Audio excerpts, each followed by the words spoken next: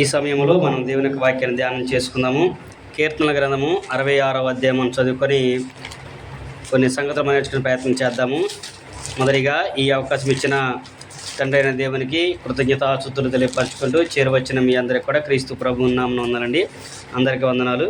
కీర్తన గ్రంథము 66వ అధ్యాయము 18, 19, 20 వచనాలు చదువుకొని 3 విషయాలు మనం నేర్చుకోవడానికి ప్రయత్నం చేద్దాము. కీర్తనల గ్రంథము 66వ అధ్యాయము 18 నుంచి 20 వచనాలు చదువుతున్నాను. నా హృదయములో నేను పాపము లక్ష్యం చేసినడల ప్రభువు నా మనవి వినకపోవును. నిశ్చయముగా దేవుడు నా మనవి అంగీకరించి ఉన్నాడు. ఆయన నా విజ్ఞాపన ఆలకించి ఉన్నాడు. దేవుడు నా ప్రార్థనను తోసివేయలేదు. నా యొద్ద నుండి తన కృపను తొలగింపలేదు. ఆయన సన్నుతింపబడును గాక అనే విషయాన్ని ఇక్కడ కీర్తనకారుడు తెలియపరచుటకు మనము చూడగలము. మొదటిగా 18వ వచనం మనం చదువుకున్నట్టయితే అక్కడ అంటున్నాడు, నా హృదయంలో నేను పాపం లక్ష్యం చేసినట్లా ప్రభు నా మనవి వినకపోవును. అంటే దేవుడు ఒక వ్యక్తి యొక్క మనవి వినాలి అంటే ఏం చేయాలి? వ్యక్తి తన హృదయంలో ఏముండకూడదంట? పాపముని లక్ష్య పెట్టకూడదు. అంటే పాపం చేసిన వాడిగా ఉండకూడదు. అంటే దేవుడు మనం వినాలంటే మనం పాపం లేని వారిగా ఉండాలి. పాపం లేని వారి అంటే దేవుడు కోరుకున్న విధముగా, దేవుని యొక్క సంకల్ప ప్రకారంగా, దేవుని చిత్తానుసారంగా మనము నడుచుకోవాలి అనే విషయాన్ని తెలియపరుస్తున్నాడు. ఇంతకీ పాపం అంటే ఏంటి? పాపం అంటే ఏంటి? ఆజ్ఞ అతిక్రమమే పాపము. యోహాను రాసిన మొదటి పత్రికలో పౌలు గారు చెప్పారు, ఆజ్ఞ అతిక్రమమే పాపము. పాపము లోకంలో అనేక సందర్భాల్లో అనేక విషయాలు చెబుతూ ఉంటారు. అయితే దేవుని యొక్క వాక్యం మనకి ఏం తెలియపరుస్తుందంటే ఆజ్ఞ అతిక్రమమే పాపము. దేవుడు ఏదైతే చెప్పాడో అది ఎవరైతే చేయరో అది పాపం. దేవుడు ఇది చేయమన్నాడు, అది చేయలేదనుకో, చేయకపోవటం పాపం. కాబట్టి దేవుడు చెప్పినట్లుగా ఆజ్ఞ అతిక్రమమే పాపము. పాపం చేసి ప్రార్థన చేస్తే దేవుడు మనవే ఆలకింపడు. అదే ఇక్కడ దావీదు గారు కూడా మనకి తెలియపరుస్తున్నాడు. నా హృదయంలో పాపము లక్ష్యం చేసినట్లా దేవుడు నా ప్రార్థన ఆలకింపకపోవును అనే విషయాన్ని తెలియపరుస్తున్నాడు. మరి ఎలా ఉండాలి అంటే, అందుకనే పాపాన్ని గురించి ఇంకా దేవుడు ఏమని తెలియపరుస్తున్నాడు అంటే, దేవుడు క్రొత్త నిబంధనలో కూడా ప్రభువు యేసుక్రీస్తు వారు అంటాడు. యోహాను సువార్త 9వ అధ్యాయము 31వ వచనం కనుక మనం చదువుకుంటే అక్కడ యేసుక్రీస్తు ప్రభు వారు కూడా ఒక విషయాన్ని జ్ఞాపకం చేస్తున్నాడు. ఏమన్నాడు? యోహాను సువార్త 9వ అధ్యాయము 31వ వచనం కనుక మనం చదువుకుంటే, దేవుడు పాపుల మనవి ఆలకింపడని ఎరుగుదము. యోహాను సువార్త 9వ అధ్యాయము మనం చూసినట్లయితే అక్కడ ఆ విషయాన్ని ఆయన మనకి జ్ఞాపకం చేస్తున్నాడు. 9వ అధ్యాయంలో మనం చదువుకున్నట్లయితే 31వ వచనంలో, దేవుడు పాపుల మనవి ఆలకింపడని ఎరుగుదము. మరి ఎవరు ప్రార్థన ఆలకిస్తాడండి? మరంటాడంటే, ఎవడైనా దైవభక్తుడు ఉండి ఆయన చిత్తము చొప్పున జరిగించినట్లా ఆయన వారి మనవి ఆలకించింది. కనుక ఒక వ్యక్తి దేవుడు వాని ప్రార్థన ఆలకించట్లేదంటే, దేవుడు వారి మొర వినట్లేదు అంటే ఒక వ్యక్తి పాపం చేసిన వాడయ్యి ఉంటాడు. అందుకని ఇక్కడ అంటున్నాడు ఆయన, నేను పాపం చేయలేదు, పాపం నేను చేయను అనే విషయాన్ని కూడా జ్ఞాపకం చేస్తున్నాడు. పాపం చేయని వాడు ఎప్పుడైతే ఉంటారో అప్పుడు దేవుడు కూడా వారి యొక్క మొరను వింటాడు, వారి యొక్క ప్రార్థన ఆలకిస్తాడు. ఆజ్ఞ అతిక్రమమే పాపము. లోకంలో మనుషులు చెప్పే పాపాలు కాదు, కానీ దేవుని చిత్తానుసారంగా దేవుడు ఏదైతే చెప్పాడో గ్రంథంలో ఆ ప్రకారంగా జరిగించేవాడే దేవుని యొక్క ఆజ్ఞను నెరవేర్చేవాడు. దేవుని యొక్క ఆజ్ఞను మీరిన వాడు పాపం చేసిన వాడు అనే విషయాన్ని చెప్తాడు. సమూయేలు మొదటి గ్రంథం 15వ అధ్యాయం 24వ వచనం చదువుకుంటే, సౌలు రాజుగా ఉన్నటువంటి సౌలు ఏం చేశాడంటే మనుషులను సంతోష పెట్టాలని దేవుని యొక్క ఆజ్ఞను ఆయన తృణీకరించాడు. ఆయన యుద్ధానికి వెళ్ళి ఆ దేశంలో అందరిని కూడా సమూల నాశనం చేసి నువ్వు రాయ్యా అని చెప్పంటే ఆయన ఏం చేస్తాడంటే ప్రజల యొక్క మాట విని వారికి నచ్చింది కాబట్టి ఎద్దులను పశువులన్నింటిని కూడా తీసుకొచ్చి తన దొడ్లో కట్టేసి ఉంటాడు. అప్పుడు సమూయేలు గారు వచ్చి, అయ్యా నువ్వు చేసింది ఏంటయ్యా అంటే, దేవుడు చెప్పినట్లుగా నేను చేసిన అయ్యా అని అంటాడు. కానీ మరి నీ దొడ్లో వినపడుతుంది ఏంటయ్యా అంటే, అవి నా దేవునికి బలిర్పించడానికే తెచ్చాను, అంటే దేవునికి బలిర్పించడానికి నేను తెచ్చాననే విషయాన్ని చెప్తాడు. అప్పుడు అక్కడ అంటాడు, ప్రవక్త అంటాడు, ఒకడు దేవుని మాట వినడం న్యాయమా లేకపోతే బలి అర్పించడం న్యాయమా? నువ్వే చెప్పు అని అంటాడు. బలు అర్పించడం వల్ల ఆయన సంతోషిస్తాడా, లేదా ఆయన మాట వింటే సంతోషిస్తాడా? ఆయన మాట వింటేనే సంతోషిస్తాడు. బలులు అర్పణ ఆయనకి ఏమీ అవసరం లేదు, నువ్వు తెచ్చి ఆయనకి ఏమీ అవసరం లేదు. కానీ ఏం కావాలంటే ఆయన చెప్పిన మాటను ఒక వ్యక్తి వినాలి. ఎప్పుడైతే అలా చేస్తాడో అప్పుడు దేవుడు కూడా వారి మొరను వింటాడు, వారి యొక్క మనవి ఆలకిస్తాడనే విషయాన్ని తెలియపరుస్తున్నాడు. కనుక మనము కూడా ఏం చేయాలంటే, లోకంలో అందరూ కూడా పాపం చేసిన వారే, పాపం చేయని వాడు ఎవడో కూడా లేడు. రోమపత్రికలు అంటాడు, పాపం చేయనివాడు ఎవడో కూడా లేదు అంటాడు. అందరూ కూడా పాపం చేసి దేవుడు అనుగ్రహించే మహిమను పొందలేకపోతారు. అంటే అందరూ కూడా పాపం చేశారు, ప్రతి వ్యక్తి కూడా పాపం చేసిన వాడే, నీతిమంతుడు లేడు, ఒక్కడను కూడా లేడు అనే విషయాన్ని చెప్తుంటారు. అయితే ఒక వ్యక్తి అంగీకరించాలి దీన్ని, ఏది, నేను పాపిని అనే విషయాన్ని ఒక వ్యక్తి ఒప్పుకొని దేవుని సన్నిధిలో ప్రార్థన చేస్తే దేవుడు ఆ వ్యక్తి యొక్క ప్రార్థనను ఆలకిస్తాడు. నేను పాపం చేయలేదు, నేను నీతిమంతుడని, నేను యథార్థవంతుడని నువ్వు అనుకుంటే దేవుడు ఊరుకోడు. దేవుడు అలా చెప్పట్లేదు. అందుకనే యోహాను రాసిన మొదటి పత్రిక 1వ అధ్యాయము 8 నుంచి 10 వచనాలు కనుక మనం చదువుకుంటే అక్కడ యోహాను గారు ఆ విషయాన్ని జ్ఞాపకం చేస్తూ ఉంటాడు. ఒకసారి మనం చదువుకుందాం.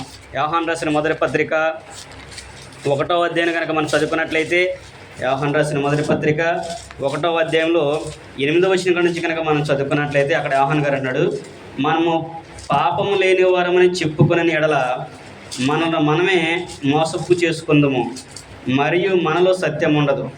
మన పాపములను మనం ఒప్పుకునే ఎడల ఆయన నమ్మదగిన వాడును నీతిమంతుడును గనుక ఆయన మన పాపమును క్షమించి సమస్త దుర్నీతి నుండి మనం పవిత్రులుగా చేయను. మనము పాపము చేయలేదని చెప్పుకొని ఎడల ఆయనను అబద్ధికునిగా చేసిన వారమగుదము, మరియు ఆయన వాక్యము మనలో ఉండదు. నేను పాపం చేయలేదని ఎవరైతే అంటారో వారి హృదయంలో ఏం లేదంట, దేవుని యొక్క వాక్యం వాళ్ళ హృదయంలో లేదు. ఎప్పుడైతే నేను పాపిని నువ్వు దేవుని ఎదుట మొరపెట్టుకుంటావో దేవుడు నీ పాపం తీసి నిన్ను యథార్థంగా నీతిమంతుడు తీర్చేవాడు ఆయనే. పాపం చేయని ఒక్కడ కూడా లేడని గ్రంథం మనకి తెలియపరుస్తుంది. మాటలోనూ, చూపులోనూ, ప్రవర్తనలోనూ ఏదో ఒక సందర్భంలో మనం ఏదో ఒక పాపాన్ని చేస్తూ ఉంటాం. అలాంటప్పుడు దేవుడు అంటున్నాడు, మీరు పాపాన్ని ఒప్పుకుంటే నేను మీకు ప్రాయశ్చిత్తాన్ని కలిగిస్తాను. ఏబు గారు కూడా తన కుమారుల నిమిత్తము పాపరిహార్థమైన బలిని ప్రతిరోజు కూడా అర్పించేవాడు.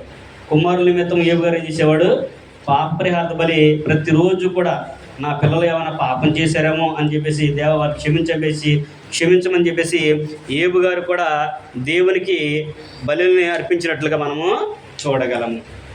గ్రంథంలో కూడా దేవుని యొక్క భక్తులు అనేక మంది ఉన్నారు.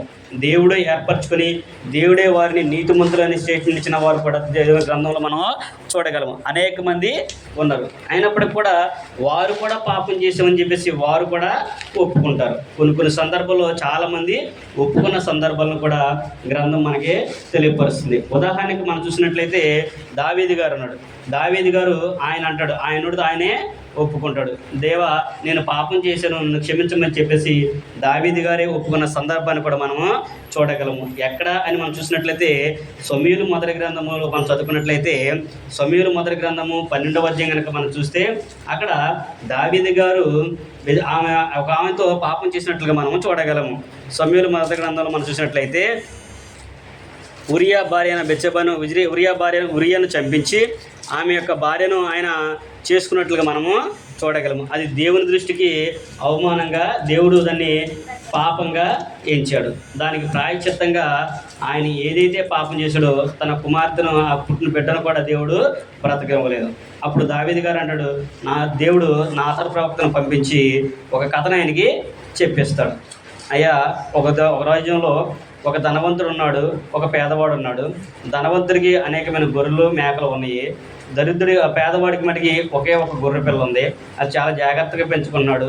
అయితే ఆ ధనవంతుడింటికి ఒక రోజున ఒక ఆయన వచ్చాడు. అతనికి విందు చేయడానికి ఆయనకున్న గొర్రెల్లో ఏది తీసుకోకుండా ఈ యొక్క పేదవాడి గొర్రెని ఒకే ఒక గొర్రెను చూసావా, వాడి గొర్రెను తీసుకొని ఆయన బలించడైనప్పుడు దావీదు గారికి కోపం వచ్చి వాడు నిజంగా మరణానికి పాత్రుడు, ఒక గొర్రెకు బదులుగా అతనికి 4 గొర్రెలు ఇవ్వాలని చెప్పేసి దావీదు గారు నాతాన్తో అన్నప్పుడు నాతాన్ గారు అంటాడు, ఆ వ్యక్తివి నీవే, నీవే అని చెప్పేసి అన్నప్పుడు నాతాన్ గారు దావీదు గారికి నువ్వు చేసిన తప్పంతా, ఆయన చేసిన తప్పంతా కూడా చెప్తాడు. నువ్వు నీ యొక్క వారి సైన్యంలో ఉన్నటువంటి ఉరియాని చంపించి ఆయన భార్య నువ్వు తీసుకున్నావు కదా, అది దేవుని దృష్టికి మహాపాపంగా ఉంది కనుక దేవుడు నీకు శిక్షించినప్పుడు దావీదున్నాడు, అయ్యా నేను పాపం చేశాను అని చెప్పేసి ఆయన ఒప్పుకున్నాడు. కనుక ఒప్పుకునే మనస్తత్వం మనకి ఉండాలి. అందుకే మా దేవుడు అన్నాడు, నా హృదయం, అక్కడ దావీదు గారు కూడా అదే విషయాన్ని జ్ఞాపం చేశాడు. ఏమన్నాడు, నా హృదయంలో నేను పాపము లక్ష్యం చేసినడలా దేవుడు నా మనవి ఆలకింపకపోవును. అందుకని దావీదు గారు తన హృదయంలో పాపాన్ని లక్ష్య పెట్టలేదు, ఆయన ఒప్పుకున్నాడు కాబట్టి దేవుడు తన ప్రార్థనని ఆలకించాడని అక్కడ 2వ వచనంలో, అంటే 19వ వచనంలో అక్కడ ఆయన తెలియపరుస్తున్నాడు. ఇప్పుడు 19వ వచనం మనం చదువుకున్నట్లయితే అక్కడ ఆయన అంటున్నాడు, కీర్తన గ్రంథంలోనే 66వ అధ్యాయము 19వ వచనం కనుక మనం చదువుకుంటే, కీర్తన గ్రంథము 66వ అధ్యాయము 19వ వచనం మనం చదువుకుంటే అక్కడ దావీదు గారు కూడా ఆ విషయాన్ని మనకి జ్ఞాపకం చేస్తున్నాడు. కీర్తన గ్రంథము 66వ అధ్యాయము 19వ వచనం అంటున్నాడు, నిశ్చయముగా దేవుడు నా మనవి అంగీకరించి ఉన్నాడు, ఆయన నా విజ్ఞాపన ఆలకించి ఉన్నాడు అనే విషయాన్ని తెలియపరుస్తున్నాడు. ఏం చేశాడంట, నిశ్చయంగా దేవుడు నా మనవి అంగీకరించి ఉన్నాడు, ఆయన నా విజ్ఞాపన ఆలకించుచున్నాడు అనే విషయాన్ని తెలియపరుస్తున్నాడు. ఎప్పుడైతే దావీదు గారు తన హృదయంలో ఉన్న పాపాన్ని ఒప్పుకున్నాడో, తన మనసులో నుండి హృదయంలో ఉన్న పాపాన్ని లక్ష్య పెట్టకోకుండా దాన్ని ఒప్పుకున్నాడో, అప్పుడు దేవుడు తను చేసిన పాపాన్ని ఆయన లక్ష్య పెట్టకోకుండా దావీదు గారి యొక్క ప్రార్థనను అంగీకరించినట్లుగా తెలియపరుస్తున్నాడు. అందుకనే దావీదు గారు కూడా ఆ విషయాన్ని జ్ఞాపకం చేస్తున్నాడు. నేను చేసే ప్రార్థన కానీ నా విజ్ఞాపన కానీ ఆయన అంగీకరించాలి అంటే ఏముండాలంటే, నా హృదయంలో పాపాన్ని లక్ష్యం చేయకూడదు, నేను పాపం చేసిన వాడిగా ఉండకూడదు, నేను ఎల్లప్పుడూ కూడా దేవునికి ప్రార్థిస్తూ నా పాపాలను క్షమించమని చెప్పేసి ఎల్లప్పుడూ దేవునికి ఒక వ్యక్తి ప్రార్థన చేసేవాడిగా ఉండాలి అనే విషయాన్ని ఇక్కడ దావీదు గారు మనకి తెలియపరుస్తుంది. అదే దావీదు గారు కీర్తన గ్రంథంలోనే 6వ అధ్యాయం 9వ వచనం కనుక మనం చదివినట్లయితే, యెహోవా నా ప్రార్థనను అంగీకరించి ఉన్నాడు అనే విషయాన్ని చెప్తున్నాడు. కీర్తన గ్రంథంలోనే 6వ అధ్యాయం 9వ వచనం చదువుకుంటే, యెహోవా నా ప్రార్థనను ఆలకించి ఉన్నాడు అంటే దేవుడు దావీదు గారి యొక్క ప్రార్థనను ఆలకించాడు. ఎందుకు ఆలకించాడు అంటే ఆయన ఒప్పుకున్నాడు, నేను పాపం చేసిన వాడిని, నేను తప్పు చేసిన వాడిని, కాబట్టి నన్ను క్షమించమని చెప్పేసి దావీదు గారు ప్రార్థన చేశాడు. కనుకనే దేవుడు కూడా ఆయన ప్రార్థనని అంగీకరించాడు అనే విషయాన్ని తెలియపరుస్తున్నాడు. అలాగే ఆయన మొరను కూడా, అంటే ఒక వ్యక్తి మొరపెట్టేటప్పుడు ఎలా మొరపెట్టాలి, ఎలా ప్రార్థన చేయాలంటే కూడా దావీదు గారు కూడా నేను రాజును కదా, నేను గొప్పవాడిని కదా అనే ఆలోచనతో ఆయన అక్కడ మొరపెట్టలేదు. 34వ అధ్యాయంలో చూసినట్లయితే అదే కీర్తన గ్రంథంలో 34వ అధ్యాయం 6వ వచనం అంటాడు, నేను దీనుడినయ్యి మొరపెట్టేదని. నేను దీనునే మొరపెట్టాను కనుక దేవుడు నా ప్రార్థనను ఆలకించాడు. అంటే ఒక వ్యక్తి తన హృదయంలో పాపం చేశాడని తెలుసుకుని ఎప్పుడైతే దేవా నా పాపాలు క్షమించమని చెప్పేసి హృదయపూర్వకంగా దేవునికి ప్రార్థిస్తాడో, తను తగ్గించుకొని హృదయపూర్వకంగా దీనుడే దేవుని ప్రార్థిస్తాడో, అప్పుడు దేవుడు అతని ప్రార్థనను అంగీకరిస్తాడు, అతని ప్రార్థనను ఆలకిస్తాడు. అంతేకాకుండా ఆ ప్రార్థనకి ప్రతిఫలాన్ని కూడా దేవుడు కలిగిస్తాడు. మనం ఎప్పుడు కూడా ప్రార్థన చేసేటప్పుడు మనం గొప్పతనాన్ని చూపించుకోకూడదు. లూకా సువార్తలో కూడా ప్రభువు ఒక ఉపమానం, ఒక కథను చెప్తాడు. ఏంటి, ఇద్దరు గురించి చెప్తూ ఉంటాడు. ప్రార్థించడానికి ఒక ఇద్దరు వ్యక్తులు వెళ్ళారంట. ఇద్దరు వ్యక్తులు వెళ్ళి ఏం చేస్తానంట, పరిసేయుడు, శాస్త్రి. ఇద్దరు వెళ్ళి ఏం చేస్తానంట, శాస్త్రి అంట, నేను వారానికి 2 మార్లు ఉపవాసం ఉంటున్నాను, నీకు ఇదిగో కానుకలు వేస్తున్నాను, మళ్ళీ తర్వాత ఆ పరిసేయుడు ఉన్నందుకు నీకు స్తోత్రం అని చెప్పేసి నన్ను ఇట్లా ఉంచలేదు కాబట్టి నీకు ఇదని చెప్పేసి ఆయన ప్రార్థన చేసి వెళ్ళిపోయాడు. అంటే తను హెచ్చించుకుంటూ ఎదుటి వారిని తగ్గించుకుంటూ ప్రార్థన చేశాడు. తర్వాత అతను ఏం చేశాడంటే, ఆకాశం వైపు కళ్ళెత్తి చూడటానికైనా ధైర్యం లేక కళ్ళెత్తి తలదించుకొని రొమ్ము కొట్టుకుంటూ, దేవా పాపినైనా నన్ను క్షమించిన ఆయన అని చెప్పేసి అక్కడ ఆ వ్యక్తి ప్రార్థన చేసినట్లుగా మనము చూడగలం. అంటే తన యొక్క తగ్గింపు స్వభావాన్ని అక్కడ చెప్పాడు. అది వాస్తవంగా జరిగిందే ప్రభువారు అక్కడ తెలియపరిచాడు. ఈ రోజున కూడా మనం ప్రార్థన చేస్తున్నప్పుడు నేను గొప్పవాడిని, నేను ఏ పాపం చేయలేదు, నేను ఎవరిని ఇది చేయలేదు అని మనం ఎప్పుడు కూడా అనుకోకూడదు. మన హృదయంలో మనకు తెలియకుండా ఎన్నో తప్పులు మనం చేస్తూ ఉండు. అయితే ఒక వ్యక్తి దీనుడై దేవుని సన్నిధిన మొరపెట్టినట్లయితే కనుక అలా ఎవరైతే ఉంటారో ఆయన యొక్క ప్రార్థనను కానీ ఆయన యొక్క మనవని కానీ దేవుడు ఆలకిస్తాడు అనే విషయాన్ని చెబుతున్నాడు. ఆలకిస్తాను అనే విషయాన్ని కూడా తెలియపరుస్తున్నాడు. అదే కీర్తన గ్రంథంలో కూడా దావీదు గారు రాసిన కీర్తనలోనే 116వ అధ్యాయము 1-2 వచనాల్లో కూడా ఆ విషయాన్ని జ్ఞాపకం చేస్తున్నాడు. అంటే ఎవరైతే దేవునికి ప్రార్థిస్తారో, తగ్గించుకొని ప్రార్థన చేస్తారో, దీనులే ప్రార్థన చేస్తారో వారి ప్రార్థనను దేవుడు వింటాడు.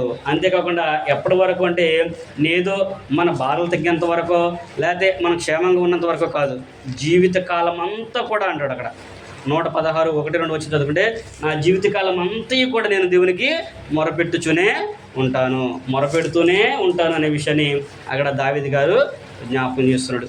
నువ్వు ఎప్పుడైతే మన ప్రశ్న వేసుకొని దేవుడు నువ్వు నిజంగా ఇది చేస్తానని ఆలోచన, నమ్మక, విశ్వాసం ఉంచి నిన్ను నువ్వు తగ్గించుకొని దేవుని సన్నిధిలో మోకరించి దేవా నా పాపను క్షమించు అని చెప్పినప్పుడు దేవుడు నీ పాపాన్ని క్షమించడం కాకుండా నీకు చక్కని మార్గానైనా చూపిస్తాడు. దేవునితో ఉండే గొప్ప మార్గాన్ని ఆయన చూపిస్తాడు. అంటే దేవునికి ఎలాంటి వారు కావాలంటే విరిగి నలిగిన హృదయం కలిగిన వాళ్ళే ఆయనకి కావాలి, తను తగ్గించుకునే వాళ్ళే కావాలి, దీనులే ఆయనకు కావాలి. అందుకనే ఎవరైతే అలా ఉంటారో, అంటే దీనుడే లేనివాడని కాదు, అక్కడ తగ్గింపు స్వభావం అని, దీనుడంటే దిక్కులేనివాడని అనే విషయం నేను చెప్పట్లేదైనా. వాడి ఎంత ధనవంతులైనా కానీ దేవుని దగ్గర మటుకి ఎప్పుడు కూడా తగ్గింపు స్వభావాన్ని కలిగి ఉండాలి. దేవుని సన్నిధిలో అందరూ సమానమనే భావంతో ఉండాలి. నేను ఎలాంటి వాడినో నా సహోదరుడు కూడా అలాంటి వాడే అనే ఆలోచనతో ఒక వ్యక్తి ఉన్నప్పుడు దేవుడు అతను ఎంత గొప్పవాడైనా కానీ అతని ప్రార్థన ఆలకించి దేవుడు అతన్ని చేర్చుకుంటాడు. నువ్వు తక్కువ వాడవైనా ఎక్కువ వాడవైనా కానీ దేవుని సన్నిధిలో నిన్ను హెచ్చించుకున్నావు అనుకో, ఆయన నిన్ను లక్ష్య పెట్టడం. ఇది మనం చదువుకుంటే ఉదాహరణకి అపోస్తుల కార్యాల క్రొత్త నిబంధనలు కనుక మనం చదువుకుంటే, మనము 10వ అధ్యాయం చదువుకుంటే కొర్నేలి అనే భక్తిపరుడు ఉన్నాడు. కొర్నేలి అని శతాధిపతి భక్తిపరుడు. ఆయన ఎలాంటి వాడు? శతాధిపతి అంటే గొప్ప ధనవంతుడు, సైన్యానికి రాజు అన్నమాట. అలాంటి రాజు బహుధర్మకార్యాలు చేసేవాడు, బహుధర్మకార్యాలు చేస్తూ ఉంటాడు. తనతో పాటు తన ఇంటి వారందరూ కూడా దేవుని సన్నిధిలో ఎప్పుడు కూడా ప్రార్థన చేస్తూనే ఉండేవాళ్ళంట. అతడు ఆ చుట్టుపక్కల అందరి వారి పట్ల అందరి ఎడల మంచి పేరు సంపాదించాడు. అంటే పలానా శతాధిపతి అంటే అబ్బో ఆయన చాలా మంచివాడు అనేట్లుగా మంచి పేరుని వాళ్ళు సంపాదించుకోడు. ఆయన పగలు ఇంచుమించు 3 గంటల టైంలో దేవునికి ప్రార్థన చేసుకుంటూ ఉన్నప్పుడు దేవుని యొక్క దూత ఆయన దగ్గరికి వచ్చి నిలబడి, కొర్నేలి నీ ప్రార్థనలు, నీ ధర్మకార్యాలు దేవుని సన్నిధికి చేరినవి కాబట్టి పలానా చోట పలానా ఆయన ఉన్నాడు, నువ్వు ఆయన పిలిపించుకో. ఆయన పిలిపించుకుంటే నీవు నీ కుటుంబం ఏ మాటలైతే వింటే రక్షణ పడతారో, ఏ మాటలైతే వింటే మీరు నన్ను దేవుని దగ్గరికి వస్తారో ఆ మాటలు ఆయన నీకు నేర్పిస్తాడని చెప్పినప్పుడు కొర్నేలి పేతురు గారిని పిలిపించినట్లుగా మనము చూడగలము. అలాగే మనము కూడా మనల్ని మనం తగ్గించుకొని దేన మనసు కలిగి, దేవా నేను నీ యొక్క సత్య మార్గాన్ని తెలుసుకోవాలి, మాకు నీతో ఉండే పరలోకం మాకు కావాలి, నిత్య జీవానికి మేము వారసులమే కావాలి. కనుక దేవుని యొక్క వాక్యంలో ఉన్నట్లుగా ఎలా మేము జీవిస్తే నువ్వు మమ్మల్ని అంగీకరిస్తావో, మేము ఎలా బ్రతికితే నీకు ఇష్టంగా ఉంటామో, మేము ఎలా జీవిస్తే నువ్వు మాకు నిత్య జీవాన్ని ఇస్తావో అలాంటి స్థితిని మాకు తెలియజేయమని చెప్పి మనము ప్రార్థన చేయాలి. అర్థమైందా? అలాగే ఎప్పుడైతే ఒక వ్యక్తి ప్రార్థన చేస్తాడో దేవుడు కొర్నేలికలాగా మనకు కూడా మార్గాన్ని చూపిస్తాడు. సామెతల గ్రంథం 31వ అధ్యాయంలో సేమ్ ఇదే యొక్క మాటని ఒక భక్తిపరుడు ప్రార్థన చేస్తాడు. దేవా నేను 2 మనవలు నీకు చేసుకుంటున్నాను అంటాడు. 2 మనవలు నీతో చేసుకుంటున్నాను, అవి ఎప్పుడంటే నేను చనిపోయే లోపు నాకు అనుగ్రహించు అంటాడు. అంటే ఆ వ్యక్తి బ్రతికుండగానే అవి జరగాలి. ఏంటంట? అబద్ధమును నాకు దూరంగా ఉండమంటాడు, దూరంగా ఉంచాలంటాడు. నేను దూరంగా ఉండాలి అంటే అబద్ధము అనే మాట అన్నాడంటే లోకంలో సత్యం అని ఉన్నాడు, అబద్ధం అనేది కూడా ఉంది. అబద్ధం అంటే నిజం అనేది కూడా ఉందనే కదా. నిజమైనది ఎంత దూరం ఉన్నప్పుడు కూడా నేను దాన్ని చేరుకోవాలి. అబద్ధం నాకు దూరంగా ఉండాలి అంటాడు. రెండోది ఏంటంటే అధిక ధనమైన నాకు వద్దు, అధిక పేదరికం కూడా నాకు వద్దు. ధనవంతుడు అయ్యానుకో దేవుడు ఎవడో అని గర్విస్తానేమో, ఒకవేళ పేదవాడిని అనుకో దొంగతనం చేసి నీ నామానికి అవమానం తెస్తాను. కాబట్టి నాకు తగినంత మటుకి చాలు, ఇవి మాత్రం నేను చనిపోయేలాగా నాకు అనుగ్రహించు అంటే ఆ వ్యక్తి చేసిన ప్రార్థన ఈరోజు క్రైస్తవులందరూ కూడా చేయాలి. ఎందుకంటే ఈ రోజున కూడా లోకంలో అబద్ధం అనేది చాలా విజృంభిస్తూ ఉంది. మరి అలాంటప్పుడు మనం ఈ సత్యం అనేది తెలుసుకోవాలి కదా. అందుకనే 22 సత్యం అనేది బహు లోతుగాను బహు దూరంగాను ఉన్నది, దాన్ని పరిశీలన చేయగలవాడు ఎవడో అంటాడు. తెలుసుకునేది ఎవరున్నారు అసలు? అంత టైం ఉందా ఈ రోజున? ప్రార్థనకు రావడానికే టైం లేదు. మరి ఏది సత్యమో ఏది అసత్యమో తెలుసుకునే ఆలోచన ఉందా? ఇంక చేస్తారా? చేయలేరు. అందుకని దేవుడు కూడా అదే విషయాన్ని చెప్తున్నాడు. అందుకనే దావీదు గారు అంటాడు, నా హృదయం నేను పాపం లక్ష్యం చేస్తే దేవుడు నా మనవి ఆలకించడు. నేను పాపమును ఒప్పుకున్నాను కనుకనే దేవుడు నా ప్రార్థన అంగీకరించి నా యొక్క మొరను విని నాకు సహాయం చేశాడు అనే విషయాన్ని, ఆయన కృపను నాకు చూపించాడు అనే విషయాన్ని 3వ వచనం అంటే 20వ వచనంలో ఆయన చెబుతున్నాడు. 18వ వచనంలోను నా హృదయం నేను పాపం లక్ష్య పెట్టలేదని చెప్పాడు. 19వ వచనంలో అన్నాడు, నేను పాపం లక్ష్య పెట్టలేదు కనుకనే ఒప్పుకున్నాను కనుకనే దేవుడు నా ప్రార్థన నా మొరని అంగీకరించాడు అని చెబుతున్నాడు. 20వ వచనంలో అంటున్నాడు, నేను నా ప్రార్థన అంగీకరించాడు కనుకనే ఆయన కృప నాకు చూపించాడు, ఆయన కృపను నాకు అనుగ్రహించాడు, నేను ఇప్పుడు ఆయన కృపలో ఉన్నాను అనే విషయాన్ని దావీదు గారు జ్ఞాపకం చేస్తున్నాడు. అంటే ఎప్పుడైతే నీవు దేవుని యొక్క మాటలకు దేవుని యొక్క ప్రార్థనకు అంగీకరిస్తావో అప్పుడు దేవుడు కూడా అంగీకరిస్తాడు. చివరాఖరికి క్రీస్తు ప్రభువారు శరీరగా ఉన్న దినాల్లో కూడా ఆయన దేవునికి ప్రార్థించినట్లుగా మనము చూడగలం. హెబ్రీ రాయబడిన పత్రిక 5వ అధ్యాయం మనం చదువుకుంటే అక్కడ హెబ్రీ గ్రంథకర్త కూడా అదే విషయాన్ని జ్ఞాపకం చేస్తూ ఉంటాడు. హెబ్రీ రాయబడిన పత్రిక 5వ అధ్యాయము 7వ వచనము చదవండి ఒకసారి. హెబ్రీ రాయబడిన పత్రిక 5వ అధ్యాయము 7వ వచనం కాడి నుంచి కనుక మనం చదువుకుంటే, శరీరధారి అయిన దినములలో మహారోదనముతోనూ కన్నీళ్లతోనూ తన్ను మరణం నుండి రక్షింపగలవానికి ప్రార్థనలను యాచనలను సమర్పించి భయభక్తులు కలిగి ఉన్నందున ఆయన అంగీకరింపబడెను. ఆయన కుమారుడయుండి తాను పొందిన శ్రమల వలన విధేయత నేర్చుకునేను అనే విషయాన్ని చెబుతున్నాడు. అంటే యేసుక్రీస్తు ప్రభువారు శరీరగా భూలోకంలో జీవించినప్పుడు కూడా ఆయన ఎలాగ జీవించంటే దేవుని చిత్తానుసారంగా జీవించాడు. మహావేదనతో రోదంతో కన్నీళ్లు విరిచి ఆయనకి ప్రార్థన చేశాడు. మనం చూస్తాం కదా, మత్తయి సువార్త మార్కు లోకాయనం చూస్తాం కదా, ప్రభువారు ఎన్నిసార్లు ప్రార్థన చేశాడు. ఒలివ కొండలు శిష్యులు తీసుకెళ్ళి ఎన్నిసార్లు ప్రార్థన చేశాడు. ఆయన నైట్ వెళ్ళి ప్రార్థన చేసుకుని వస్తామంటే శిష్యులు అందరూ నిద్రపోతూ ఉన్నారు. మీరు ఇంకా నిద్రపోతున్నారా అని చెప్పేసి ఆయన అంటానే ఉన్నాడు. అంటే అంతగా ఆయన ప్రార్థన చేశాడు. మరి ఈ రోజున మన ప్రార్థన చేయొద్దా? మరి మన ప్రార్థన ఎలాగ ఉండాలి? దేవుడు కోరుకునే విధంగా మన ప్రార్థన కూడా ఉండాలి. అప్పుడు మనం ప్రార్థన చేస్తే దేవుడు కూడా ఆనాడు కొర్నేలికైతే ఎలాగైతే కృప చూపించాడో, దావీదు గారికి ఎలాగైతే కృప చూపించాడో, అలాగే యేసుక్రీస్తు ప్రభువారిని ఎలాగైతే ప్రేమతో చేర్చుకున్నాడో ఈ రోజున మనకు కూడా ఆయన కృపనే చూపిస్తాడు. ఎప్పుడు అంటే మనము దేవుడు కోరుకునే విధంగా ప్రార్థన చేసినప్పుడు, దేవుడు కోరుకున్నట్లుగా మన హృదయం పాపాన్ని ఒప్పుకున్నప్పుడు అప్పుడు ఆయన కూడా మనకు తన కృపను చూపిస్తాడనే విషయాన్ని తెలియపరుస్తున్నాడు. ఏ దావీదు గారితో అయితే దేవుడు చెప్పాడో అదే దావీదు గారు ఇక్కడ అంటాడు, నా హృదయం పాపం చూడన్నాడో అదే దావీదు గారు చెబుతున్నాడు, దేవుడు నాకు కృపను అనుగ్రహించాడు అనే విషయాన్ని. ఏ కృప అనుగ్రహించాడు ఆయన అని మనం చూసినట్లయితే సమూయేలు 2వ గ్రంథం కనుక మనం చదువుకుంటే, సమూయేలు 2వ గ్రంథంలో 7వ అధ్యాయం కనుక మనం చదువుకుంటే, సమూయేలు 2వ గ్రంథము 7వ అధ్యాయము 14వ వచనం కాడి నుంచి కనుక మనం చదువుకుంటే, దావీదు గారి గురించి దేవుడు తన కృపని ఎలాగైతే చూపించాడు అనే విషయాన్ని జ్ఞాపకం చేస్తూ ఉన్నాడు. మనం చూసినట్లయితే దావీదు గారు దేవునికి చేసిన ప్రార్థన ఆలకించిన తర్వాత ఆయన అనుకున్నాడు, నేను దేవునికి ఒక మందిరాన్ని కట్టాలని దావీదు గారు అనుకున్నాడు. దావీదు గారు అనుకున్నప్పుడు దేవుడు కూడా ఆయన చేసిన మనల్ని దేవుడు అంగీకరించాడు. దేవుడు నాకు ఇచ్చిన కృపను బట్టి నేను చిత్తసారిగా మానుతూనే ఉన్నప్పుడు నా దేవుని మనసము డేరాల్లో ఉండడం నాకు ఇష్టం లేదని చెప్పేసి నాతను ప్రవక్తతో చెప్పినప్పుడు దేవుడు నాతనుతో అంటాడు, దావీదు యొక్క కోరిక నేను నెరవేరుస్తాను, ఆయన చేసిన ఆలోచన మంచిది అని చెప్పేసి అక్కడ ఆయన చెబుతూ ఉన్నాడు. 14వ వచనం మనం చదివితే 13వ వచనం చదువుకుంటే, అతడు నా నామగానంత కొరకు మందిరమును కట్టించును, అతని రాజసింహాసనం నిత్యముగా స్థిరపరచెదను, నేను అతనికి తండ్రిని అయ్యుందును, అతడు నాకు కుమారుడయ్యును, అతడు పాపము చేసినడల నరుల దండముతో మనుషులకు తగిన దెబ్బలతో అతన్ని శిక్షించును, కానీ నిన్ను స్థాపించుటకై నేను కొట్టివేసిన సౌలునకు నా కృప దూరమైనట్లు అతనికి నా కృపను దూరము చేయను. అంటే దావీదుకి ఏం వాగ్దానం చేశాడంటే, నీ కుమారుడికి నా కృపను చూపిస్తాను. ఆయనకి ఇచ్చిన కృప ఏంటంటే, ఆయనకి ఇచ్చిన వాగ్దానం ఏంటంటే, దావీదు గారికి దేవుడు ఏం చెప్పాడంటే, నీ సింహాసనం నిత్యము కూడా ఉంటుంది. సౌలుకి నేను కృపను దూరం చేశాను, సౌలు అతనితోనే అయిపోయింది. సౌలు 40 సంవత్సరాలు రాజుగా ఉన్నాడు, దేవుని యొక్క ఆజ్ఞను మీరాడు, ఇక తీసేసాడు అంతే. ఇక సౌలు యొక్క వారసత్వం ఇక లేదు. కానీ దావీదు గారు అలా అంటలేదు. దావీదు అంటున్నాడు, సౌలుకు తీసేసినట్లుగా నేను నీకు నా కృపనే తొలగించను, నీ కుమారుడికి నా కృప ఉంచుతాను, అంతేకాకుండా నిత్యము కూడా నా సింహాసనం మీద నీ కుమారుడు ఉండకుండా మానడు, నిత్యము కూడా నేను ఉంచుతాను అనే విషయాన్ని చెప్తాడు. అది క్రీస్తు ప్రభువుని గురించిన వాగ్దానంలో, ప్రవచనంలో ఇది ఒక ప్రవచనంగా అక్కడ గ్రంథం మనకి తెలియపరుస్తుంది. అందుకని ఈ రోజున మనం చదువుకునేటప్పుడు యేసుక్రీస్తు ప్రభు ఎవరి కుమారుడు అంటారు?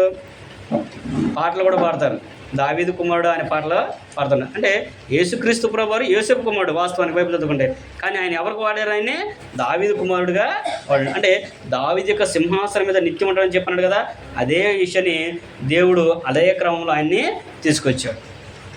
అందుకనే అనేక సందర్భాల్లో కూడా దావీదు కుమారుడు అనే పదాన్ని అక్కడ వాడుతూ ఉంటారు. మత్తయి సువార్త 1:1-2 వచ్చిన కూడా మనం చదువుకుంటే, అబ్రహాము కుమారుడు దావీదు కుమారుడైన యేసుక్రీస్తు వంశవళి అనే పదాన్ని వాడినట్లుగా మనము చూడగలము. కాబట్టి దేవుని యొక్క కృపను మనము కూడా పొందుకోవాలి. మరి మనం కూడా పొందుకోవాలంటే ఏం చేయాలి? దేవునికి వారికి లాగా మనం కూడా జీవించాలి, పాపం లేని వారిగా ఉండాలి, ఎదుటి వారి పట్ల గౌరవాన్ని చూపించాలి, మన తప్పులు మనము ఒప్పుకోవాలి. ఎప్పుడైతే మనం అలా చేస్తామో అప్పుడు దేవుడు కూడా మనమును ఆలకించి ఆయన కృపను మనకి చూపిస్తాడు. రెండో విషయం చూసినట్టయితే, కృప విషయంలో దేవుడు నోవా గారు కూడా కృప చూపించాడు. ఎందుకంట నోవా గారు కూడా దేవుని యొక్క ఆజ్ఞలకు లోబడ్డాడు. ఆదికాండం 6వ అధ్యాయం మనం చదువుకుంటే, నోవహు జలప్రళయం గురించి అందరికి కూడా తెలుసు. దేవుడు నోవా గారికి ఓడను సిద్ధం చేయమని చెప్పాడు. దేవుడు ఏదైతే ఆజ్ఞాపించాడో అదే ఆజ్ఞ ప్రకారంగా నోవా గారు ఓడని సిద్ధం చేశాడు. చరిత్ర మనం చదువుకుంటే 110 సంవత్సరాలు, సుమారుగా 110 సంవత్సరాలు నోవా గారు ఓడను కట్టినట్లుగా తెలుపుతుంది చరిత్ర. 110 సంవత్సరాలు నోవహు ఓడను కట్టాడంటే ఎంతమంది అడుగుంటారు? నోవా గారిని ఎంతోమంది హేళన కూడా చేశారంట. అప్పటి వరకు ఎందుకు హేళన చేశారంటే, అప్పటి వరకు జలప్రళయం అంటే ఏంటి ఎవరికి తెలియదు, వర్షం అంటే ఏంటి ఎవరికి కూడా తెలీదు. కాబట్టి ఈ నోవాకి ఏంటి పిచ్చి పట్టిందేమని చెప్పేసి నోవా గారిని అనేక మాటలన్న సందర్భాలు కూడా లేకపోలేదు. అయితే అక్కడ గొప్పతనం మనం చూసినట్టయితే, నోవాహే కాకుండా నోవా యొక్క కుటుంబం అంతా కూడా ఆ ఓడని సిద్ధం చేసుకున్నారు. నోవా యొక్క భార్య, ఆయన కొడుకులు, కోడళ్ళు కూడా 8 మంది వారు ఓడ సిద్ధం చేసుకున్నారు. ఆ జలప్రళయం ద్వారా 8 మంది కూడా రక్షింపడ్డారు. ఈ హేళన చేసిన వాళ్ళందరూ కూడా ఎవరు కూడా ఒకళ్ళు కూడా మిగలేదు. ఒకవేళ నోవాకి వాళ్ళందరి మీద జాలి కలిగి ఒకవేళ ఓడ యొక్క తలుపులు తీస్తాడేమని చెప్పేసి ఆ ఓడ తలుపులు మూసిన ఎవరు తెలుసా? దేవుడే ఆ ఓడ తలుపుల్ని మూసేసాడు అనే విషయాన్ని చెప్తాడు గ్రంథంలో. దేవుడే మూసేసాడంట. అది తీయడానికి ఎవరు కూడా అవకాశము లేకుండా దేవుడు చేశాడు. అంటే దేవుని యొక్క వాక్యం ప్రకారంగా, దేవుని యొక్క ఆజ్ఞ ప్రకారం ఎవరైతే చేస్తారో దేవుడు వారి కృపని, ఆయన కృపని చూపిస్తాడు. అందుకని 6వ అధ్యాయంలో వచ్చినట్టు నోవాహు దేవుని కృపను పొందినవాడాయను అనే విషయాన్ని జ్ఞాపం చేస్తూ ఉన్నాడు. అలాగే దేవుడు ఇంకొక వ్యక్తి కూడా వాగ్దానం చేశాడు. ఆ విషయాన్ని ఆ యజమాని యొక్క దాసుడే చెబుతాడు. ఇక్కడ మనం చూసినప్పుడు మొదటిది ఏమని చెప్పంటే, దావీదు గారి గురించి చెప్పాడు. దావీదు గారు ఆయన గురించి చెప్పుకున్నాడు. తర్వాత రెండో వ్యక్తి ఎవరంటే నోవా గారి గురించి. నోవాకు మనం ఆదికాండంలో మనం చదువుకున్నాము. కానీ మూడో వ్యక్తి ఎవరంటే అబ్రహాం గారు. వీళ్ళందరూ కూడా మూలం ఎవరంటే అబ్రహాం గారు. అబ్రహాం గారు కూడా దేవుని యొక్క కృపను పొందుకున్నాడు. అది అబ్రహాం గారి మాటల్లో కాదు, కానీ అబ్రహాం యొక్క దాసుడే చెప్తాడు ఆ మాటని. అబ్రహాం యొక్క దాసుడే ఆ మాటని వాడినట్లుగా మనము చూడాలి. ఎక్కడ అంటే ఆదికాండం 24వ అధ్యాయం మనం చదువుకుంటే, అబ్రహాం గారు అంటాడు, ఇస్సాకుకి కుమార్తె అంటే పెళ్లి కుమార్తె కావాలి కాబట్టి ఆమె లాబాను దగ్గరికి ఆయన్ని పంపిస్తారు. నా స్వజనుల యొద్దకు వెళ్ళి నా కుమారుడికి ఒక కుమార్తె, నువ్వు పెళ్లి కుమార్తెని తీసుకురావాలి అని చెప్పి చెప్పినప్పుడు రెబెకా కొరకు ఎవరిని పంపించాడు? తన ఇంటి పెద్ద దాసుని పంపించాడు.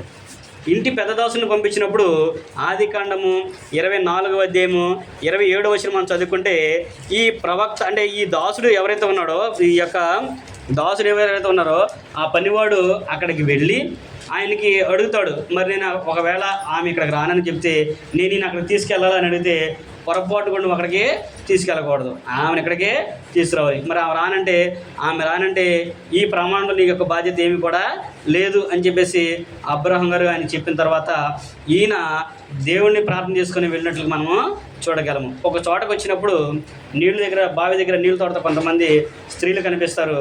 ఆయన ఒక మాట అనుకుంటాడు, ఆ మాట ప్రకారము ఎవరైతే చేస్తారో వారే నీ దాసుడైన ఇస్సాకును ఏర్పరిచేసిన భార్య నేను తెలుసుకుంటానని చెప్పేసి ఆయన ఆ పెద్ద దాసు వెళ్ళి ఆ బావి దగ్గర అడిగినప్పుడు ఎవరు వచ్చారు ముందుకి? రెబకా వచ్చింది. రెబకా ఇప్పుడు ఎవరంత దాహం అని అడగగానే నీవు తాగు, నీ ఒంటిలో కూడా నేను నీళ్లు చేదిపోద్దును అని చెప్పేసి రెబకా అన్నప్పుడు 27వ వచనంలో మనం చదువుకుంటే అక్కడ అంటాడు, ఆ పనివాడు ఆ దాసుడు అంటున్నాడు, అబ్రహామును నా యజమానుని దేవుడని యెహోవా స్తుతింపబడును గాక, ఆయన నా యజమానునికి తన కృపను తన సత్యమును చూపుట మానలేదు. అంటే అబ్రహాం గారు ఎక్కడో ఉన్నాడు, కానీ అబ్రహాం యొక్క దాసుడి మాటను చెబుతున్నాడు. అబ్రహామును నా యజమాని యొక్క దేవుడు స్తుతింపబడును గాక, ఆయన తన సేవకుడైన అబ్రహాం గారికి తన కృపను తన సత్యమును చూపటం మానలేదు. ఎందుకు మానలేదు అని అన్నాడంటే ఆయన ఎప్పుడైతే దేవునికి ప్రార్థించి వెళ్ళాడో వెళ్ళంగానే ఆయన ప్రయాణాన్ని దేవుడు సఫలం చేశాడు, విజయవంతంగా దాన్ని జరిగించాడు. అందుకని ఆయన అక్కడ మురుక్కున్నట్లుగా మనము చూడగలం. అప్పుడు లాబాను వచ్చి ఆ రెబెక్క పరిగెత్తుకుంటూ వెళ్ళి ఈ పనివాడు చెప్పిన మాట చెప్పినప్పుడు మన వాళ్ళందరూ కూడా గుమ్మల మీద రాసుకుంటూ ఉంటారు చాలామంది, ఏమని? యెహోవా వలన ఆశించబడిన వాడా బయట నిలవలేలా లోనకి రమ్ము అనే విషయాన్ని. అది ఎవరి గురించి చెప్పారంటే దాసుడి గురించి చెప్పిన పదం అది. లాబాను అబ్రహాం యొక్క దాసుల గురించి చెప్పాడు, నువ్వు యెహోవా వలన ఆశించబడిన వాడవు. ఎవరు అంటే అబ్రహాముని దేవుడు ఆశ్రయించాడు, ఆయన దగ్గర నువ్వు ఉన్నావంటే నువ్వు కూడా ఆశ్రయించబడిన వాడివే. కాబట్టి ఆయన పనివాడు, నీవు కూడా ఆశ్రయించబడినవాడు, కాబట్టి నువ్వు లోపల రమ్మని చెప్పేసి అక్కడ లాబాను అనే సందర్భాన్ని మనం కూడా చూడొచ్చు. దేవుడు తన కృపను నా యజమాని పట్ల బహుగా చూపిస్తూనే ఉన్నాడు అనే పదాన్ని అక్కడ మనము చూడగలం. అంటే మనం ఎప్పుడైతే దేవుని యొక్క మాటలకు దేవుని యొక్క ఆజ్ఞకు లోపడతామో మనమే కాదు, మన పిల్లలకు కూడా ఆయన తన కృపని చూపిస్తాడు. మన పిల్ల పట్ల కూడా ఆయన తన దయను చూపిస్తాడు. మన పిల్లలకు కూడా ఆయన దయని చూపించేవాడిగా ఉన్నాడు. ఎప్పుడు అంటే మనం ఆయన ఆజ్ఞలకు లోబడినప్పుడు. దావీదు గారు కానివ్వండి, నోవహు గారు కానివ్వండి, ఇప్పుడు చదువుకున్నాం కదా అబ్రహాం కానివ్వండి, వాళ్ళందరూ కూడా దేవుని యొక్క ఆజ్ఞలకు లోబడి జీవించిన వాళ్ళే కాదు, ఇంకా గ్రంథంలో అనేక మంది వాళ్ళు ఉన్నారు. దేవుని యొక్క ఆజ్ఞలకే వాళ్ళు లోబడ్డారు. దేవుని యొక్క ఆజ్ఞలకు లోబడ్డారు కాబట్టి దేవుడు వారిని బహుగా ఆశీర్వదించాడు. ఈ రోజున గ్రంథంలో మనం చదువుకోవడానికి వారిని జీవితాలు మనకి ఇచ్చాడు. మనము కూడా దేవుని యొక్క ఆజ్ఞలు కనుక లోబడి జీవిస్తే మన తర్వాత మన పిల్లలు కూడా మన గురించి చెప్పుకుంటాం. లేదనుకోండి మనతోనే మన జీవితాన్ని వాళ్ళు ముగించేసుకుంటారు, మనతో ఇక్కడతోనే మనల్ని విడిచిపెడతారు. అయితే మనము మన పిల్లలు దేవుని కృపను పొందుకోవాలంటే దేవుని యొక్క ఆజ్ఞలను మనము పాటించాలి. దావీదు గారు చెప్పినట్లుగా మన హృదయంలో పాపాన్ని లక్ష్య పెట్టకూడదు. పాపం అంటే మనం అనుకున్నట్లుగా బూతులు తిడతామో ఏదైనా తప్పు చేయటమో ఏదేదో అనేది కాదు. ఆజ్ఞ అతిక్రమమే పాపము. దేవుని యొక్క వాక్యానికి వ్యతిరేకంగా ఏ పని చేసినా అది పాపమే. అది వాక్యం చెప్పిన సూత్రం. అంటే దేవుని యొక్క ఆజ్ఞను మీరడమే పాపం. దేవుడు ఇది మీరు చెయ్యొద్దు అన్నాడంటే అది మనం చేయకూడదు, అంతే. అది వద్దని చెప్పినా కూడా మనం చేసామంటే మనము పాపం చేసినట్లే, ఆజ్ఞ మీరినట్లే. మేలైనది చేయనెరుగు అలాగ చేయని వారికి పాపం కలుగును అని అంటాడు యాకోబు పత్రికలో. మనం చేయనప్పుడు కూడా చేయగలిగింది చేయలేనప్పుడు కూడా అది కూడా పాపం. అదే విషయాన్ని గ్రంథం మనకి తెలియజేస్తుంది. అయితే మనం దాన్ని ఒప్పుకొని మన హృదయంలో దేవునికి మొరపెట్టుకుంటే ఆయన మన వారిని వింటాడు. అందుకనే క్రొత్త నిబంధనలో కూడా అక్కడ పేతురు గారు కూడా అంటాడు, దేవుడు అహంకారులను ఎదిరించి దీనులకు ఆయన కృపనే అనుగ్రహించను. అది ప్రార్థన నిబంధనలను చెప్పాడు కదా అని చెప్పేసి యాకోబు పత్రికలో కూడా చెప్తాడు. పేతురు గారు అంటాడు, దేవుడు దీనులను ఎదిరించి, దీనులకి అంటే గొప్పవారిని కూడా ఎదిరించి దీనులకు ఆయన కృపనే చూపిస్తాడు. ఎవరైతే అంటే ఇప్పుడు కొంతమంది కొన్ని సందర్భాలు అంటుంటారు, మాకేంటి మేము చాలా గొప్పలం, మాకేం బాధ లేదు, మా తరతరాలు కూర్చున్నా కానీ మాకు ఇబ్బంది లేదు అనే ఆలోచన చేస్తూ ఉంటారు. కానీ వాళ్ళకేమో తెలియదు, కానీ ఎప్పుడైతే ఒక వ్యక్తి దేవునికి లోబడి జీవిస్తాడో, దేవుని యొక్క ఆజ్ఞకు లోబడతారో, వారి కుటుంబాన్ని బట్టి దేవుడు 30 60 100 ఫలించిన కాటే కాకుండా వారు తరతరాలు ఉండేట్లు దేవుడు వారికి అనుగ్రహిస్తాడు. గ్రంథంలో అనేక సందర్భాలు మనం చూడవచ్చు. అనేక మంది ఈ రోజున మనకి మాదిరికరంగా లోకంలోనే ఉంటారు. మన కళ్ళ ముందు చాలామంది ఉంటూనే ఉంటారు. మనం లక్ష్య పెట్టం అంతే. అదే విషయాన్ని అక్కడ ఆయన చెబుతున్నాడు. అందుకని ఆయన అంటున్నాడు, దేవునికి ఆయన కృపను అనుగ్రహిస్తాడు అనే విషయాన్ని చెబుతున్నాడు. ఆ కృపని ఒక వ్యక్తి పొందకుండా తప్పిపోకుండా ఉండాలి అంటే ఏం చేయాలో కూడా చెబుతున్నాడు. ఆ కృపను ఒక వ్యక్తి పొందుకుంటే ఏం చేయాలంట? ఇక్కడ మనం చదువుకుంటే హెబ్రీ పత్రికలో 12వ అధ్యాయం 15 వచ్చిన కనుక మనం చదువుకుంటే అక్కడ ఆ విషయాన్ని చెబుతున్నాడు. హెబ్రీ రాయబడిన పత్రిక 12వ అధ్యాయంలో మనం చూసినట్లయితే 12వ అధ్యాయము 15 వచ్చిన కనుక మనం చదువుకున్నట్లయితే, ఎవడైనను దేవుని కృపను పొందకుండా తప్పిపోనేమో అనియు చేదైన వేరు మొలిచి కలవరపడడం వలన అనేకులు అపవిత్రైపోదురేమో అనే విషయాన్ని చదువు. అంటే దేవుని కృపను పొందకుండా తప్పిపోతారేమో, జాగ్రత్త అంటే తప్పిపోతారేమో అనియు అంటే అక్కడ కంటిన్యూషన్ చెప్పాడు. అక్కడ అంటే చేదైన వేరు అంటే మన హృదయలో అహంకారము, గర్వము, మత్సరము మనలో అంటే కొన్ని ఉంటాయి కదా, కొన్ని లోపాలు ఉంటాయి కదా, వాటన్నింటి గురించి కూడా అక్కడైనా చెబుతున్నాడు.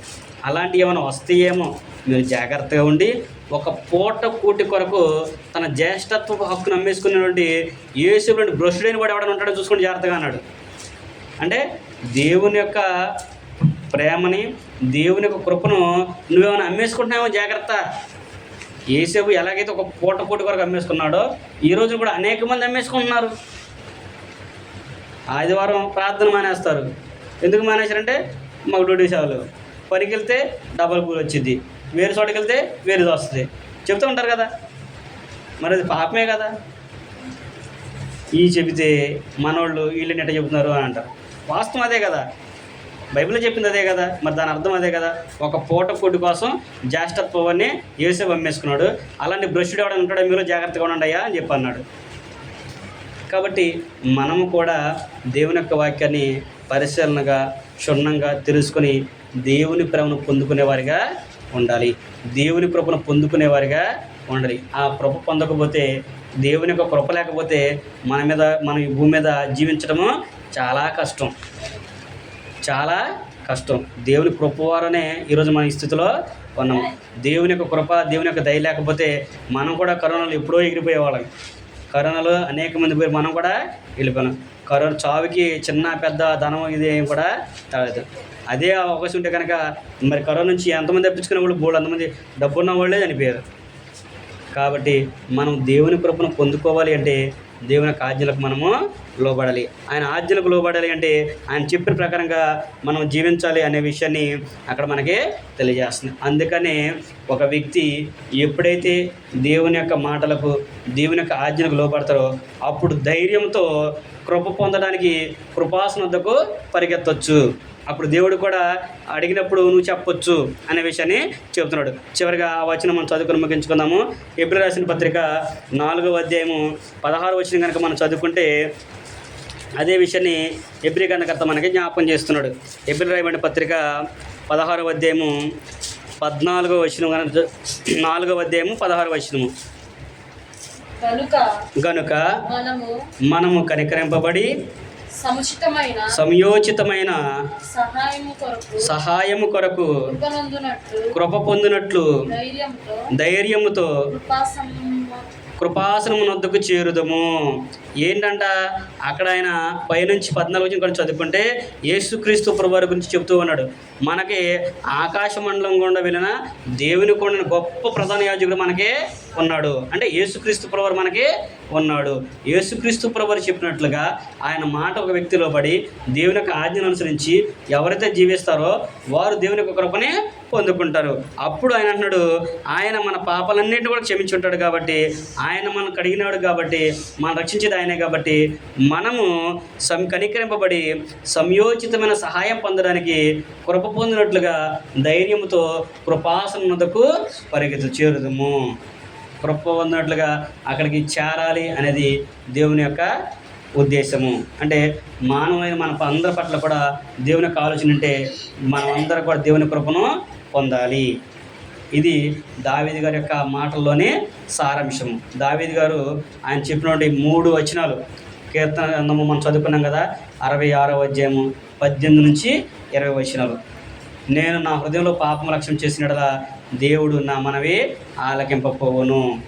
నేను అలా చేయలేదు కాబట్టి ఆయన నా ప్రార్థన అంగీకరించాడు, నా మనవిని ఆయన స్వీకరించాడు. అంతేకాకుండా ఆయన కృపను నాకు చూపించాడు. ఆయన కృప యుగయుగములు కూడా నిలుచును అనే విషయాన్ని దావీదు గారు చెప్పాడు. అంటే ఒక వ్యక్తి దేవుని కృపను పొందుకోవాలి అంటే మనం మన పాపాలని ఒప్పుకోవాలి, హృదయపూర్వకంగా దేవుని మనము సేవించాలి. మనం పాపం లేని వారిని చెప్తే ఏమవుతామంట, అబద్ధికులం అవుతాము. అంతేకాకుండా దేవుని యొక్క వాక్యం మన హృదయంలో ఉండదు. పాపం లేని వ్యక్తి ఎవరు కూడా లేదు, ఏ భేదము లేదు. అందరూ పాపం చేసి దేవుడు అనుగ్రహించే మహిమను పొందలేకపోతుంది. నువ్వు ఎప్పుడైతే విరిగి నలిగిన హృదయాన్ని కలిగి నీవు దీనుడివై నిన్ను తగ్గించుకొని దేవుని సన్నిధిని నువ్వు మోకరించి ప్రార్థన చేస్తావో అప్పుడు దేవుడు నీ ప్రార్థనను, నీ మనవిని అంగీకరించి ఆలకిస్తాడు. ఆలకించినప్పుడు దానికి ప్రతిఫలంగా నువ్వు అసత్యంలో ఉంటే కనుక సత్యాన్ని నీకైనా చూపిస్తుంటే ఆయన కనబడో లేకపోతే ఏదో గొప్ప సూచన వచ్చి మనకి తెలియదు. దేవుని యొక్క వాక్యమే మనకి మార్గాన్ని చూపిస్తుంది. మనకు అర్థమవుతూ ఉంటుంది, ఇది వీళ్ళు చెప్పింది కరెక్ట్ కాదు కదా అనేది మనకి తెలియదు. అలాంటప్పుడు మనం చేయాలంటే దేన్ని కూడా లక్ష్య పెట్టకుండా, ఎవరిని కూడా లక్ష్య పెట్టకుండా దేవుని యొక్క వాక్యానికి మనం ప్రాధాన్యతను ఇవ్వాలి. నువ్వు ఎప్పుడైతే ఆయనకి అలా ప్రాధాన్యతను ఇస్తావో అప్పుడు దేవుడు నీకు ఆయన కృపని చూపిస్తాడు. ఒకవేళ నువ్వు దేవుణ్ణి అంగీకరించినప్పుడు ఇది నువ్వు అసత్యమని తెలుసుకొని సత్యంలోనికి వెళ్ళినప్పుడు నీ కుటుంబ సభ్యులే కానీ, నీ బంధువులే కానీ, నీ ఇంటి వారే కానీ నిన్ను దూరం చేశారనుకోండి, నిన్ను వెలివేశారనుకోండి, నువ్వు భయపడాల్సిన అవసరం ఏం కూడా లేదు. ఎప్పటికైనా సరే వారిని దేవుని దగ్గరికి తీసుకొస్తాడు. ఉదాహరణకి ఆదికాండం మనం చదువుకుంటాము. యాకోబు కుమారులో ఆఖరైన ఎవరో యోసేపుని ఏం చేశారు, అన్నదమ్ముళ్ళు అమ్మేశారు. అసలు ఈ కళ్ళలు కనేవాడు ఈడేంటి మనకి ఎంత వ్యతిరేకంగా ఉన్నాడు, వీడికి మనం దోశ ఓడమేంటి అని చెప్పేసి ఆయన ఏం చేశారు, గుంటలో పడేశారు, ఎబ్రీలకు అమ్మేశారు. కానీ చివరికి వారు ఎవరి దగ్గరికి వెళ్ళేది వచ్చింది, యోసేపు దగ్గరికి వెళ్ళి ఆయనే వాళ్ళని పోషించారు. మంచి కరువు సమయంలో యోసేపు ఐగుప్తు దేశం అంతటి మీద ఒక ప్రధానిగా ఉన్నాడు. వీళ్ళందరూ కూడా ధాన్యం కొనుక్కోవడానికి అక్కడికి వెళ్తారు. యోసేపు వాళ్ళ అన్నదమ్ములందరూ గుర్తించి వాళ్ళందరూ దగ్గర చేర్చుకొని ఆయన వారిని పోషించినట్లుగా మనము చూడగలము. అంటే నీవో నేను లక్ష్య పెడితే కుదరదు, నీవో నేను మనం చేసుకుంటే కుదరదు. దేవుడు మనకు అక్కడ అవకాశాన్ని ఇవ్వాలి. ఒక వ్యక్తి దేవునికి లోబడి జీవించాడు అనుకోండి, దేవుడు ఎంతవాడైనా సరే ఆయన హెచ్చిస్తాడు అనే విషయాన్ని దేవుని యొక్క వాక్యం మనకి తెలియజేస్తుంది. కాబట్టి మనం తగ్గించుకొని దేవుని సన్నిధిని మోకరించి దేన హృదయంతో దేవుని కనుక మనం మొరపెట్టుకుంటే ఆయన మన మొరవిని మనకి ప్రతిఫలం దయచేస్తున్న విషయాన్ని ప్రేమతో మీకు తెలియపరుస్తూ నాకు నేను తెలియపరచుకుంటూ ఈ మాటలందరితో ముగిస్తున్నాను. ఓపికతో మీ అందరూ కూడా ప్రభువు నామమున వందనాలు తెలియపరచుకుని అందరికీ కూడా వందనాలు.